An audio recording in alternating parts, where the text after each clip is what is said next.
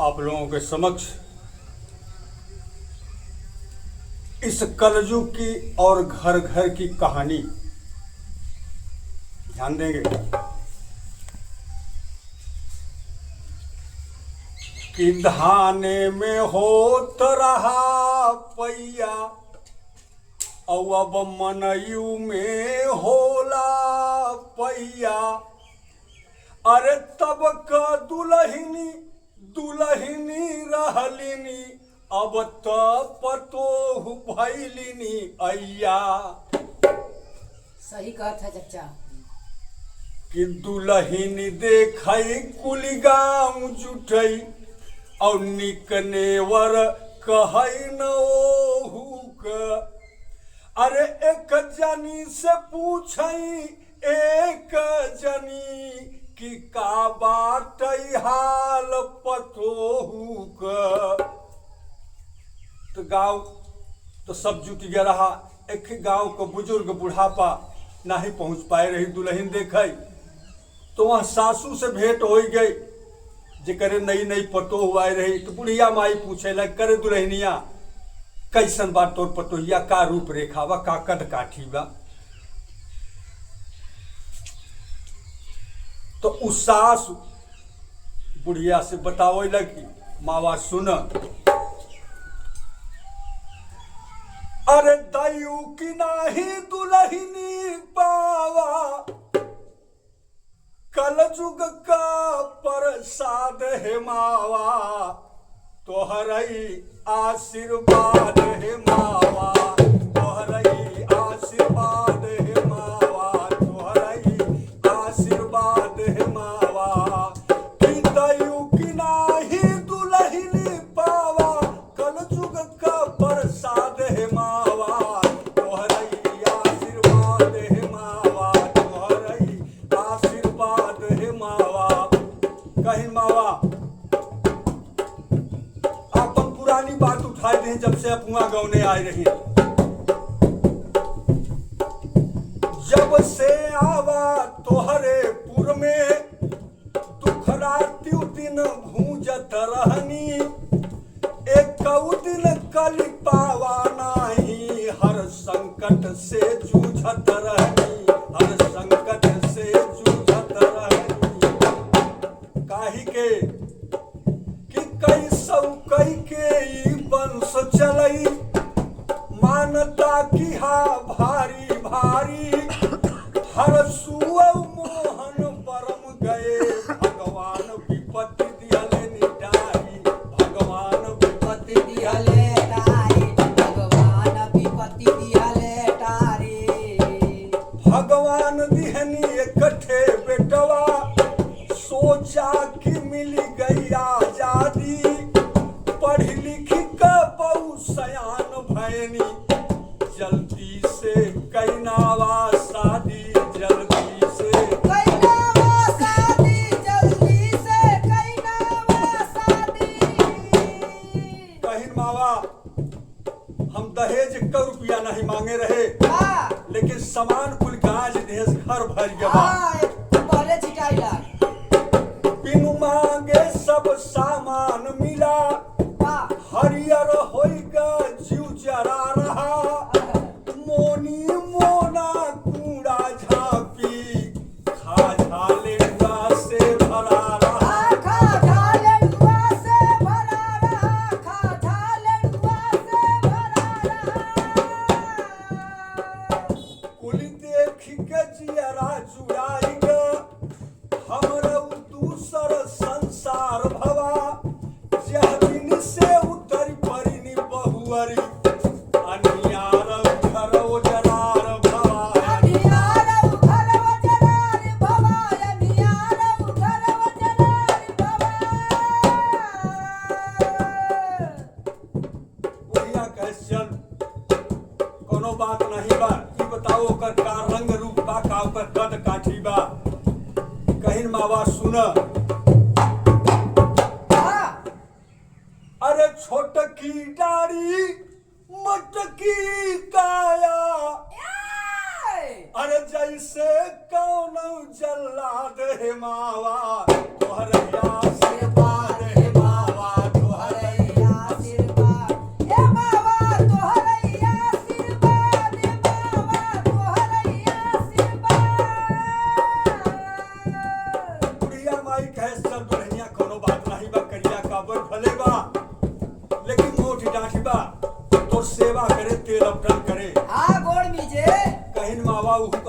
गरज के एक दिन का हाल सुन मावा तबीयत हमार कुछ नरम रही और हम जानी न पावा रुखो कर शायद पहले से गरम रही शायद पहले से गरम रही शायद पहले से गरम रहे हम कहा कि तबीयत खराब बा हमरो सेवा कुछ कई देतियू राई का तेल गरम कई के हमरे मुड़वा पर धई दे हमारे मुड़वा पे धई दे तू हमारे मुड़वा पे धई दे तू कहे मावा इतना सहेज के और हम थकी मदी रहे खटियवा पर परे हमार आंख लग गई लेकिन ओकरे बाद इतना कह के हम सोई गए ऊ तेल करे रे चुरैली हैसी हम जानी न पावा चरत तेल हमरे मांगे पर घुरई दी हमारे मांगे पे घुरई दे हमारे मांगे पर घुरई दे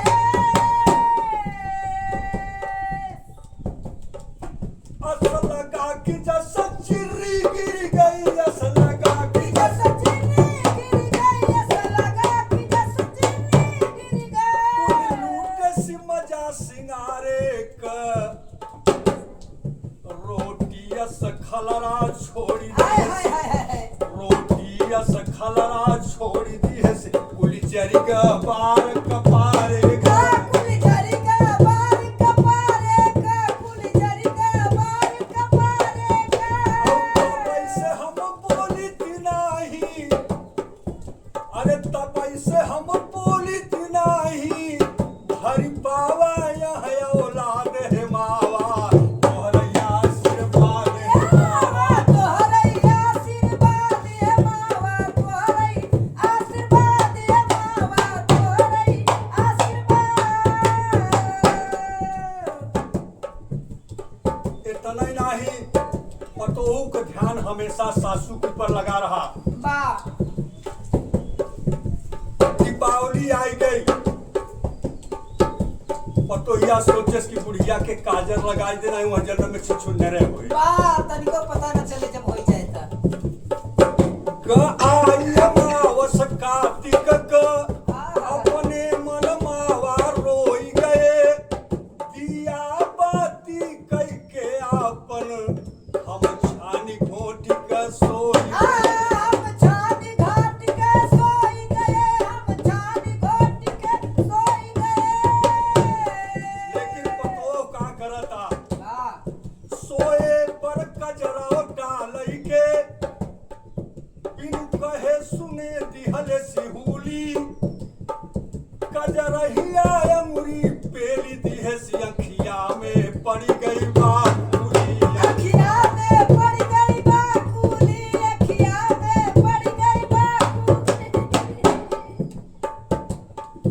बा भैया ससुर जब रहा बा गाँव में आए रहे 4 दिन का छुट्टियां पाए रहे चला गए कुछ दिन बिता रखे चली पतोहू के हाथे के रोटी खाई हाँ नरम नरम चाबी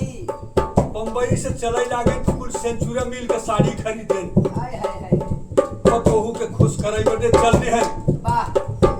बम्बई से आई रहे नी मालिक ओनहो माछी ऐसा झटकी दिहेसी एक दिन गरमाई गए नी मावा धई के उठाई के पटकी ए धई के उठाई के पटक देस धई के उठाई के पटक देस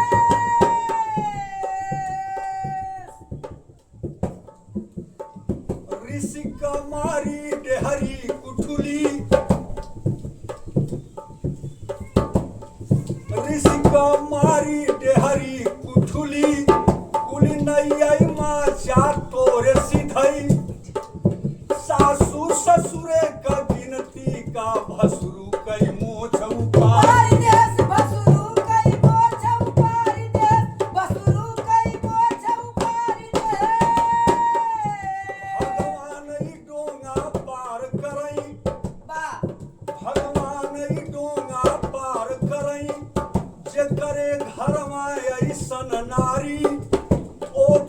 जिंदगी खराब हो गया